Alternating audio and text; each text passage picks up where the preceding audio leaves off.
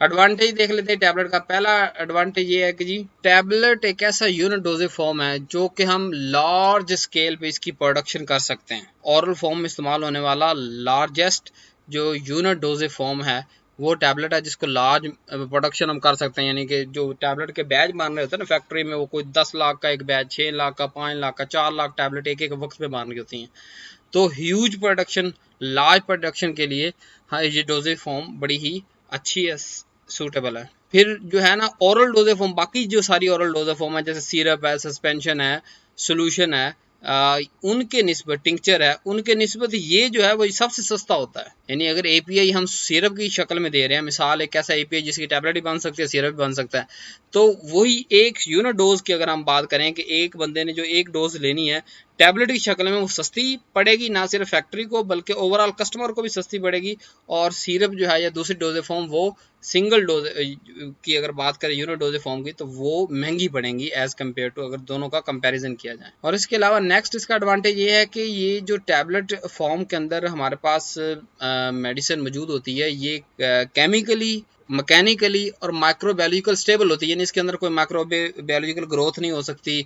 Mechanically ये सही रहती है, ये नहीं कि अभी कोई टूट फूट का शिकार हो जाएगी या इस तरह का जो है वो केमिकल उसके अंदर कोई चेंज आ जाएगा, एपीआई जो है वो चेंज हो जाएगा।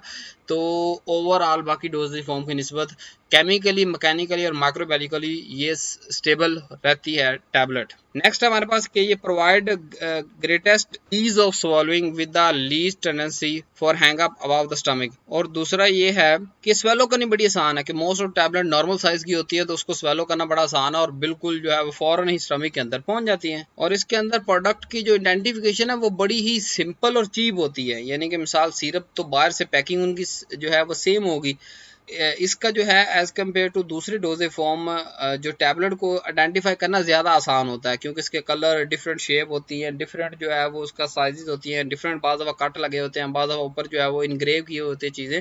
तो एज ए प्रोडक्ट जो है टैबलेट को 2 3 4 5 तरह की टैबलेट है उनको अलग अलग करना ज़्यादा आसान होता है। एक अनपढ़ बंदा जो जो पढ़ा लिखा नहीं है वो भी उसको उसकी साइज पे, उसकी शेप पे, उसके कलर की बिना पे अलग अलग कर सकता है।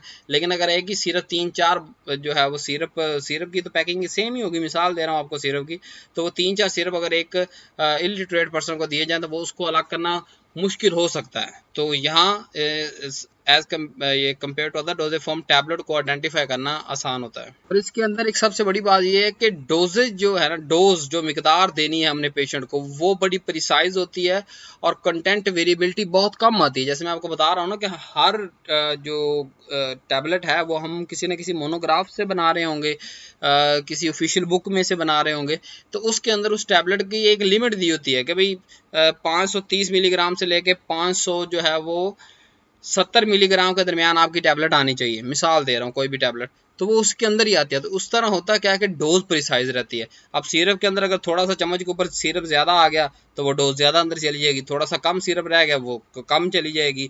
तो इस तरह जो है ना वो अगर सही तरह से शेक ना किया सिरप, इलेक्सर, टिंचर, तो उसके अंदर डोजेज का प्रेसिजन थोड़ी बहुत ही ऊपर नीचे हो सकते हैं। लेकिन टैबलेट के अंदर तो फिक्स है, एक टैबलेट निकालनी है और खा जानी है। तो वो टैबलेट की फॉर्म के अंदर जो है वो डोज की प्रेसिजन बड़ी ही हाई है और जो है वो कंटेंट वेरिएबिलिटी भी बहुत कम आती है, क्योंकि वो बनाने के लेवल पे ही आती है और वहाँ पे रेगुलेशन है, लॉज हैं और प्रोसीजर्स हैं, प्रोटोकॉल्स हैं। तो इसलिए जो है कंटेंट वेरिएबिलिटी, यानी कि ये नहीं कि एक के अंदर 510 होगी और दूसरे के अंदर जो है वो 612 हो जाएगी, ऐसा नहीं। लिमिट के अंदर रह के चलेंगे, वहाँ जब बनाएंगे फैक्ट्री के अंदर तो वो पेशेंट तक जो डोज पहुँचेगी, जो गोली पहुँचेगी, वो कंटेंट वेरिएबिलिटी उसके अंदर ना होने के बराबर होगी एज कम्पेयर टू दूसरी डोजेज फॉर्म सिरप, एलिक्सिट है। उसके अंदर मैंने आपको बताया ना, अगर आपने शेक करके नहीं पिया तो वो फिर भी फर्क आ सकता, थोड़ा ज़्यादा ले ले थोड़ा कम ले ले फिर भी फर्क आ जा सकता है कंटेंट का। नेक्स्ट इसका एडवांटेज ये है कि स्पेशल रिलीज प्रोडक्ट आप बना सकते हैं। जैसे हम एंटेरिक रिलीज बनाएंगे कि भाई स्टमक के अंदर टैबलेट को कुछ ना हो, इंटेस्टाइन में अंदर जाकर टैबलेट डिजोल्व हो जाए, तो स्टमक की जो एसिडिसिटी उससे हमने टैबलेट को बचा सकते हैं।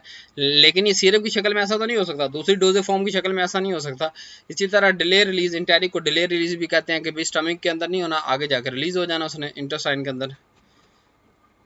नेक्स्ट इसका एडवांटेज है टैबलेट का, और ये लाइटेस्ट सबसे हल्का लेकिन सबसे मजबूत कंपैक्ट फॉर्म है, डोजेज फॉर्म है बाकी सारी डोजेज फॉर्म की निस्बत। नेक्स्ट इसका एडवांटेज है जी कि easiest and cheapest pack and ship के, इसे जो है ना पैक करना भी आसान है, डिफरेंट मशीनरीज अवेलेबल हैं और इसमें जो है वो मैन्युफैक्चरिंग में भी नुकसान ज़रा कम होता है और आगे शिपिंग के दौरान भी नुकसान ना होने के बराबर है। डिसएडवांटेज की बात करें तो tablet with the bitter taste, कुछ टैबलेट ऐसी होती है जिनका बिटर टेस्ट होता है, ऑर्डर होता है, ऑक्सीजन सेंसिटिव, तो उनके अंदर फिर इनकैप्सुलेशन चाहिए होती है और कोर कोटिंग चाहिए होती है। अगर हम कोटिंग और इनकैप्सुलेशन नहीं कर रहे उन मटेरियल्स की तो उनके लिए फिर टैबलेट नहीं हम बना सकते हैं, फिर हम कैप्सूल की तरफ चले जाते हैं। तो दूसरे डिसएडवांटेज की बात करें तो कुछ ड्रग ऐसी होती हैं जो है ना कंप्रेशन रेजिस्ट करती हैं, वो कंप्रेस होती नहीं, क्योंकि मैंने बताया ना टैबलेट बनाने का सबसे प्राइमरी तरीका क्या है, जो है ना कंप्रेशन के जरिए हमने टैबलेट बनानी है। तो अगर वो पाउडर, उसकी नेचर, उसका फ्लो इस तरह का है कि वो कंप्रेशन नहीं होने देती तो फिर टैबलेट तो नहीं बनेगी ना उसकी। या इसके अलावा उसका जो है वो अमॉर्फस नेचर होती है उसकी, वही फ्लुएंट प्रॉपर्टी, फ्लो की जो प्रॉपर्टी है वो अगर यानी कि कम है तो ये सारे फीचर मिल के क्या होते हैं कि फिर जो है ना हम उस एपीआई की टैबलेट हम नहीं बनाएंगे। नेक्स्ट डिसएडवांटेज की बात करेंगे तो कुछ ऐसे एपीआईज हैं जिनकी जो कि पुअर वेटिंग है, स्लो डिसोल्यूशन है उनकी, ऑप्टिमम जो है अब्जॉर्प्शन नहीं मिल पाती हमें, अगर हम ऑरल फॉर्म में लें या टैबलेट फॉर्म में लें तो कंप्लीट बायोअवेलेबिलिटी नहीं मिल पाती, तो उनके लिए फिर हमें दूसरी डोजेज फॉर्म की तरफ जाना पड़ सकता है। तो ये हमारे पास सिर्फ 3 डिसएडवांटेज हैं कि अगर वो सेंसिटिव है, उसका कोई टेस्ट बिटर है, ऑक्सीजन सेंसिटिव है तो हम इसको नहीं बनाएंगे। हाँ लेकिन कोटिंग कर सकते हैं अगर कोटिंग होती है तो, लेकिन कोटिंग के चक्कर से बचने के लिए हम कैप्सूल की तरफ चले जाएंगे। अगर वो कंप्रेस ही नहीं हो रहा तो फिर हम टैबलेट को तो हमने कंप्रेशन के जरिए बनाना है, मोल्ड के जरिए बहुत कम बनाते हैं हम। तो उसके अलावा जो है वो उसकी जो प्रॉपर्टीज़ हमें रिक्वायर्ड प्रॉपर्टीज़ है कि टैबलेट डिसइंटीग्रेट होनी चाहिए, नहीं ऐसा हमने जो एपीआई लेना है और एक्सीपिएंट लेने हैं कि वो डिसइंटीग्रेट हो स्टमक के अंदर जाके, डिसइंटीग्रेट हो या इंटेरिक जो है वो इंटेस्टाइन के अंदर डिसइंटीग्रेट हो पहले, फिर डिजोल्व हो, फिर वो अब्जॉर्ब हो और बायो अवेलेबल हो जाए बॉडी के अंदर। तो अगर ऐसे नहीं है, उनकी रिजोल्यूशन स्लो है, ना होने के बराबर है, तो फिर हम उसको कोई और डोजेज फॉर्म बनाएंगे, टैबलेट नहीं बनाएंगे। So thanks for watching, don't forget to subscribe my channel. अगर आप वीडियो के इस हिस्से तक पहुंचे हैं तो आप इस चैनल को सब्सक्राइब भी करें, लाइक करें, शेयर करें ज़्यादा से ज़्यादा। फेसबुक के जो ग्रुप्स हैं, व्हाट्सएप के ग्रुप्स हैं, अपने क्लास फेलोज के साथ, अपने कोलीग के साथ, सीनियर और जूनियर के साथ इस वीडियो को ज़्यादा से ज़्यादा शेयर करें ताकि ये इन्फॉर्मेशन हर जो मेडिसिन इस्तेमाल करने वाला फ्यूचर में ये जो कर रहा है उस तक पहुंच सके। थैंक्स फॉर वॉचिंग, अल्लाह हाफिज़।